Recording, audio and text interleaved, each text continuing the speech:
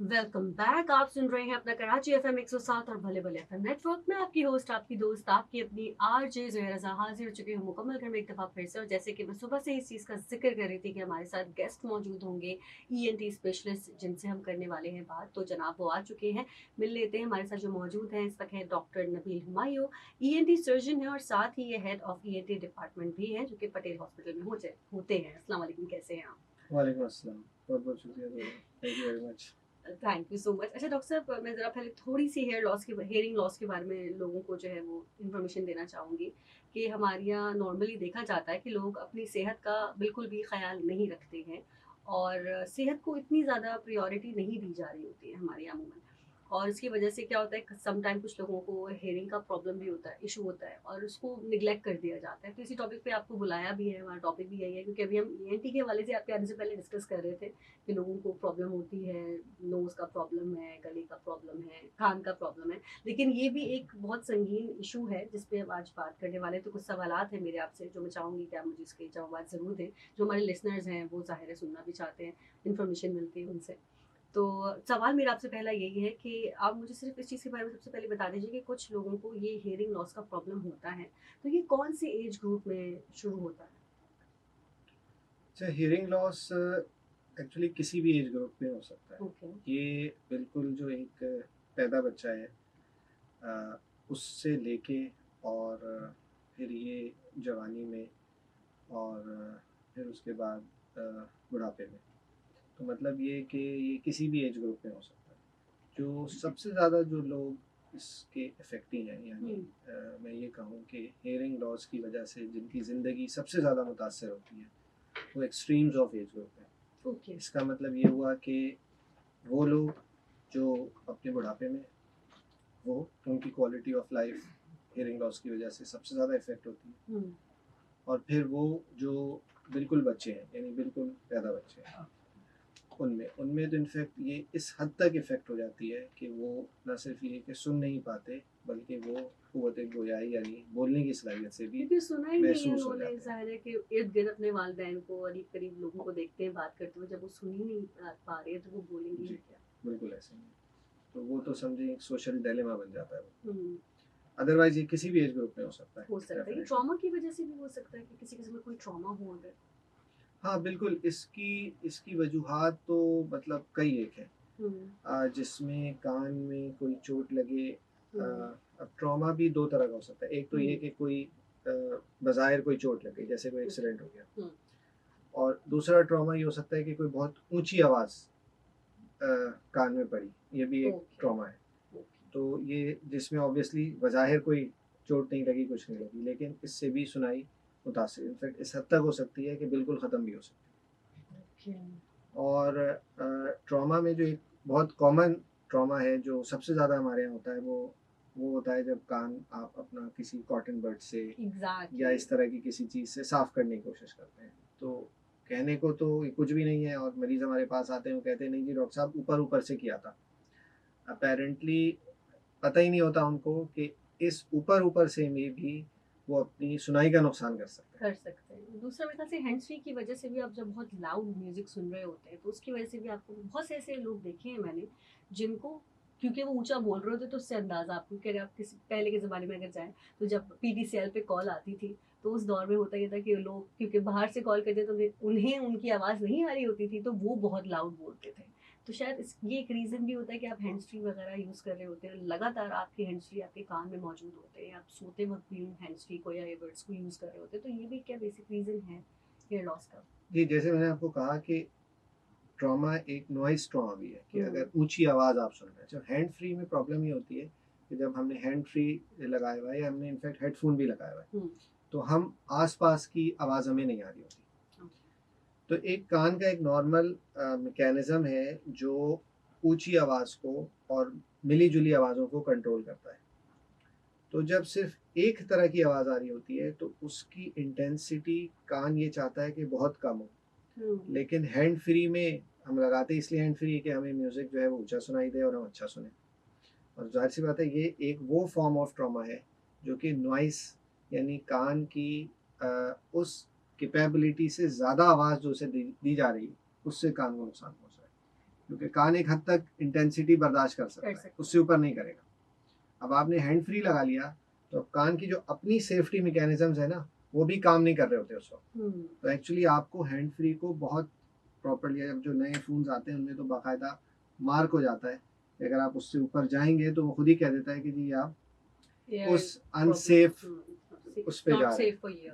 लेकिन ये कि बहरहाल वो लोग जो सुनना चाहते हैं उस तरह लोग तो वो लिटरली चले जाते वूफर हैं उसमें। वाले वो कहते हैं बेस आना चाहिए हमें, प्रॉपर बेस का आ जाए। कुछ लोग जो है वो नहीं, खुद एहतियात भी करते हैं, ज़ाहिर है अब कहीं कहीं पब्लिक स्पेस में बैठे हुए हैं और ज़ाहिर है उन्हें मुनासिब नहीं लग रहा, तब वो जाके ज़रा उसका इस्तेमाल कर लेते हैं, लेकिन तब भी उनको ये पता होता है कि 60 से अबव नहीं जाना चाहिए। लेकिन कुछ लोग तो 100 पे जा रहा होता है, उन्हें अगल बगल कुछ पता ही नहीं होता, उसके से काफ़ी नुकसान भी हुए लोगों के जान के कि वो जॉगिंग पे निकले हुए हैं, उन्होंने हेडफोन्स लगाए हुए हैं, फुल वॉल्यूम में लगाए हुए, तो उन्हें हॉर्न की आवाज़ नहीं आ रही है। तो इसकी वजह से काफ़ी लोगों ने अपनी जो कहते हैं जान भी अपनी ज़ाया कर दी इसकी वजह से। अच्छा, साथ ही मुझे बताएं, अगर कोई बच्चा है और उसको हेयर लॉस का प्रॉब्लम है, तो वालिदैन किस तरीके से रिकग्नाइज कर सकते हैं इस चीज़ को? अच्छा, मेडिकल टेक्नोलॉजी इतनी एडवांस हो गई है कि अब ये बहुत आसान हो गया। अच्छा। एक बिल्कुल पैदा बच्चा जो बिल्कुल मतलब फर्स्ट डे ऑफ लाइफ है उसका, उस एज ग्रुप में भी हेयरिंग एसेस हो सकती है, और अगर उसको हेयरिंग लॉस है तो उस पहले दिन पता लग जाएगा। और वो बेचारे वालिदैन जिनको बिल्कुल भी नॉलेज नहीं है इन सब चीज़ों और की। इसकी इसकी इंटरनेशनल रिकमेंडेशन ये है कि हर बच्चा हर पैदाइश पे ये टेस्ट होना चाहिए। अच्छा। इस वक्त अगर हम पाकिस्तान की बात करें तो ओवरऑल पाकिस्तान में हर बर्थ के ऊपर आइडियली पाकिस्तान की सोशो इकोनॉमिक सिचुएशन को देखते हुए ये टेस्ट होना चाहिए। जो इंटरनेशनल डेटा है जो पाकिस्तान की हेयरिंग लॉस को देखता है, उसके मुताबिक पाकिस्तान में पैदा बच्चों में हेयरिंग लॉस की शरह 20% है। यानी 100 में 20 बच्चे ऐसे पैदा होते हैं जिनका कान नहीं सुन रहा होता। सही। ये बहुत ही हाई रेशो है। वाकई मतलब जो जो डेवलप्ड कंट्रीज हैं उनमें ये रेशो 5% या उससे भी कम है, और उसकी वजह यह है कि हमारे यहाँ मैटरनल हेल्थ पे इतनी तवज्जो नहीं है। दी जाती। जो हामला ख़वातीन होती हैं उनमें से बहुत सारी प्रॉपर जो मल्टी वाइटामिन हैं, फॉलिक एसिड है, आयरन है, वो चीज़ें नहीं ले रही होती, उनको पता ही नहीं होता। तो ये तमाम चीज़ें वो हैं जो कि बच्चे में जो सुनाई का एक अमल है उसको डेवलप करने में मतलब ज़रूरत होती है। तो वो अगर वो नहीं कर रही, जो कि हमारे यहाँ होता है, तो ये इसलिए ये शरह बहुत बढ़ जाती है। इसलिए हमारे यहाँ तो मतलब हर पैदा बच्चे में ये टेस्ट लाजमी होना चाहिए। सही। और ये अवेलेबल भी है। मतलब अगर मैं कराची की बात करता हूँ तो गवर्नमेंट सेक्टर में भी अब अवेलेबल है और प्राइवेट सेक्टर में भी अवेलेबल है। और इसकी प्राइस भी, मतलब प्राइवेट सेक्टर में अगर आप बात करें तो कोई बहुत महंगा टेस्ट नहीं है। अगर जैसे मैं पटेल की बात करूँ तो पटेल में ये टेस्ट 500 रुपये में होता है। तो मेरा नहीं ख्याल कि ये कोई ऐसी अमाउंट है कि जो नहीं कर सकते, और इसका फ़ायदा बहुत ज़्यादा है। ठीक है, साथ हमारे मौजूद हैं डॉक्टर नबील हुमायूं, जिनसे मजीद आगे भी बात करेंगे। अगर आप भी कोई सवाल पूछना चाहते हैं तो हमें कॉल कर सकते हैं 111-111-107 पे, या फिर आप हमें व्हाट्सएप पर मैसेज कर सकते हैं। हमारा व्हाट्सएप नंबर है 03398107 सुनते रहिए अपना कराची एफएम 107 और बल्ले बल्ले FM. All right, welcome back. आप सुन रहे हैं अपना कराची एफएम 107 और बल्ले बल्ले एफएम नेटवर्क में। आपकी होस्ट, आपकी दोस्त, आपकी अपनी आरजे ज़ुहैर हाजिर हो चुके हैं मुकम्मल घर में एक दफ़ा फिर से। और हमारे साथ इस वक्त मौजूद है डॉक्टर नबील हुमायूं, जिनसे हम बात कर रहे हैं हियरिंग लॉस के हवाले से। तो हमारे पास एक कॉलर थे जिनकी कॉल आई थी, और आपने खुद भी वो सवाल उनका सुना था। उनका सवाल ये था कि नाक की हड्डी जो बढ़ जाती है तो क्या उसकी वजह से सुनने में प्रॉब्लम आती है, या फिर अगर कान बह रहे होते हैं तो क्या उसकी वजह से भी इस तरह की कोई प्रॉब्लम आ सकती है? खास आपका ये सवाल था। कान की हड्डी बढ़ने से सुनाई मुतासर नहीं होती, लेकिन सॉरी, नाक की हड्डी बढ़ने से सुनाई मुतासर नहीं होती, लेकिन नाक की कुछ ऐसी कंडीशंस हैं जिसमें सुनाई मुतासर हो सकती है। अच्छा। जैसे नज़ला या साइनोसाइटिस।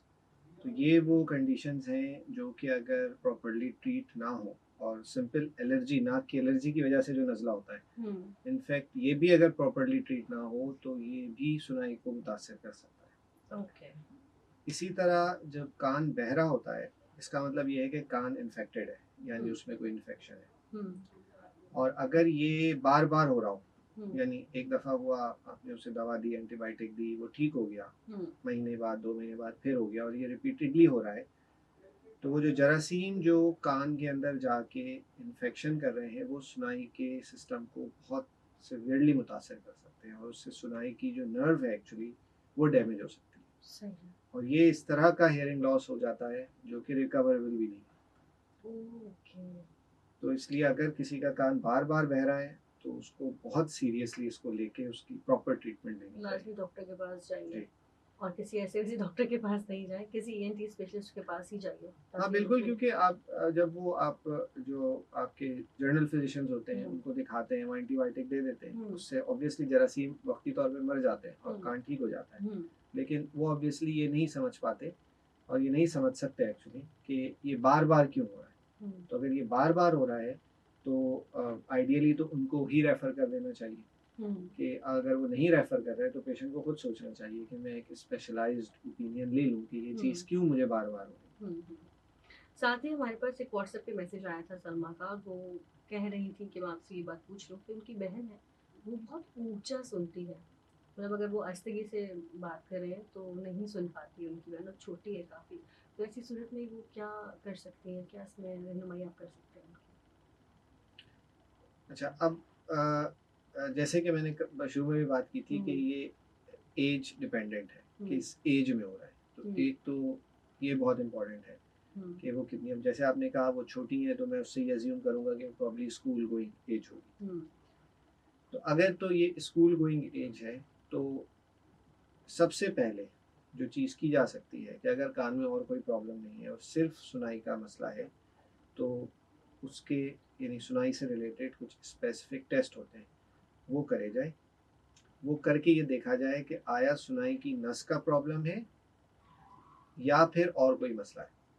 कान में असल में सुनाई का एक पूरा एम्प्लीफिकेशन सिस्टम है। ओके, तो अगर वो सही काम नहीं कर रहा तब भी सुनाई का मसला होता है, यानी नर्व ठीक है ठीक है, लेकिन साउंड एम्पलीफाइड नहीं हो रही, नेचुरली नहीं हो रही, सही है। तो कान नहीं सुनेगा। दोनों का बिल्कुल अलग ट्रीटमेंट है और ये हम्म। बगैर टेस्ट के पता नहीं चल सकता। तो टेस्ट आपको डॉक्टर से ही करवाने चाहिए या खुद घर में जो है चेक कर सकते हैं? नहीं, ऑब्वियसली घर में नहीं हो सकता ये चीज़ डॉक्टर के पास ही अवेलेबल होगी और डॉक्टर को दिखा के वो टेस्ट करा के अकॉर्डिंगली उसकी ट्रीटमेंट लेनी चाहिए। सही है। अच्छा, साथ ही डॉक्टर साहब मुझे ये भी बताइए, अगर बच्चे का हेयर लॉस का प्रॉब्लम हो जाता है तो उसका फर्दर क्या ट्रीटमेंट होता है? क्या आप लोग ट्रीट किस तरीके से ट्रीट करते हैं? अच्छा देखिए, इसमें जैसे मैंने कहा, मैं दोबारा ये बात रिपीट करता हूँ कि बहुत इंपॉर्टेंट है कि हम्म, पैदाइश के पहले हफ्ते के अंदर अंदर hmm, within the first 7 days of life hmm, every child should have hearing assessment. Hmm, ये मैंडेटरी है। इसके ऊपर अगर हमें ये पता लगता है कि जी बच्चे का कान नहीं सुन रहा तो हम ये टेस्ट 2 महीने की एज के बाद रिपीट करते हैं। ओके, कुछ वजूहत ऐसी होती है जिसमें कान ठीक काम कर रहा होता है लेकिन टेस्ट में सुनाई पता नहीं चल पाती, तो हम 2 महीने वेट करते हैं और 2 महीने बाद ये टेस्ट रिपीट किया जाता है, यही सेम टेस्ट। ओके, अगर उसमें भी ये मालूम हो कि नहीं बच्चा नहीं सुन रहा तो इसका मतलब ये कि अब इसको ट्रीटमेंट की ज़रूरत है। अब ये बिल्कुल हाई रिस्क ग्रुप में चला गया, इसको हम बहुत क्लोजली फॉलो करते हैं। 6 months ऑफ एज पे एक और टेस्ट किया जाता है जिसमें ये पता चलता है कि ये कौन सी फ्रीक्वेंसी सुन रहा है और कौन सी फ्रीक्वेंसी नहीं सुन रहा। मिसाल के तौर पे हम जब बात करते हैं तो एक स्पेसिफिक फ्रीक्वेंसी है, हम्म, अगर तो बच्चा वो सुन रहा है तो इसका मतलब ये कि वो स्पीच डेवलप कर लेगा।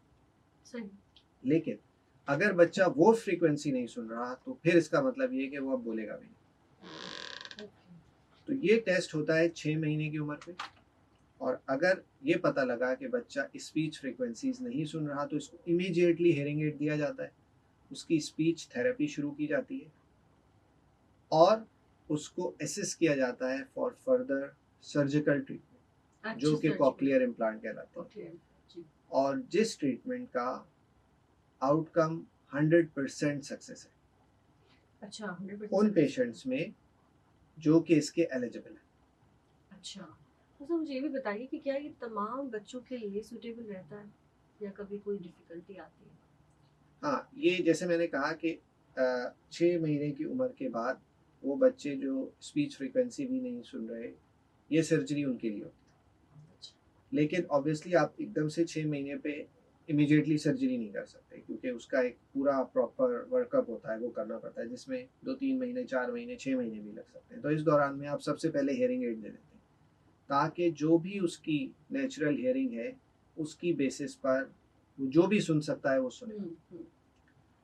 वो बच्चे जिनका नर्वस सिस्टम ठीक काम करता है, यानी दिमाग का वो हिस्सा जो सुनाई से रिलेटेड है, अगर वो ठीक काम कर रहा है और उनके कान का अंदरूनी हिस्सा नर्व्स का ठीक है, तो फिर ये बच्चे कॉक्लियर इम्प्लांट के लिए एलिजिबल है।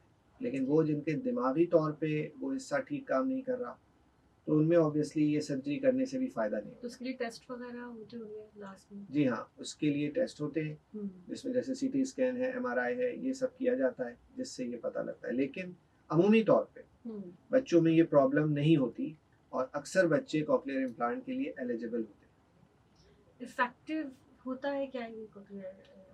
बिल्कुल इफेक्टिव होता है, अगर ये प्रॉपर एज में कर दिया जाए तो इसका सक्सेस रेशो मैं कहूँगा ऑलमोस्ट 100% है, in terms of hearing and in terms of speech development. Okay. साथ मुझे आप ये बताइए कि अगर पेरेंट्स जो हैं वो लेट डिसीजन लेते हैं इस चीज़ का, तो इस तरह बच्चे को कैसे आप बचा सकते हैं और बच्चा किस तरह बोलना फिर सीख पाएगा अगर लेट डिसीजन पेरेंट्स ले रहे हैं? अच्छा, इसमें ऐसा है कि up till the age of 5 years अगर हम कॉक्लियर इम्प्लांट सर्जरी कर पाते हैं तो स्टिल बच्चा स्पीच डेवलप कर सकता है। लेकिन ऑब्वियसली उसमें फिर बहुत मेहनत करनी पड़ती है। पोस्ट सर्जरी जो स्पीच डेवलपमेंट प्रोसेस है उसमें वक्त लगता है, 1 से 2 साल लगते हैं और बहुत मेहनत तलब काम है। बियॉन्ड 5 इयर्स ये बहुत मुश्किल हो जाता है। तो आइडियली स्पीकिंग जितनी कम एज में डिसीजन हो जाए इसका बहुत अच्छा है, till the age of 5 years. After the age of 5 years it's very difficult कि हम स्पीच डेवलप कर सकें।